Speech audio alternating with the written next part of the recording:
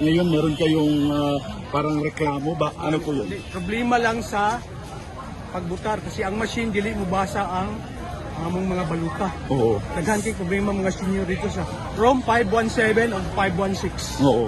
Sa ganitong problema sir, Oo. ano yung sir, parang may pangamba kayo baka Oo, di. baka dayain yun eh. Oo. Makakaiba na yung ang kuhan doon sa pagbasa doon, iba ng resultang lumabas. Oo. Hindi na yung binuto namin. Oo. Yan ang mahirap. Oo. Yan, importante lang ma-actionan yun ng pumilik na Oo. maayos yung machine. Oo. Kasi yung resibo, walang resibo lumalabas eh. Oo. Dapat may resibo yun pagkatapos ipasok yung balot. Walang resibo. Walang resibo. Hindi binabasa ng machine. Oo. Hindi Yun ang rin problema binabasa. natin. Yung pag ano yun sir, yung resibo ba na yun wala ano naman tinanggap yung balota? Kaya nga, pero Walang resibo kasi sira daw yung machine. May scanning problem. scanning problem. Scanning problem. Ayan. Dapat mag-aksyonan ng pumilik ito. Opo.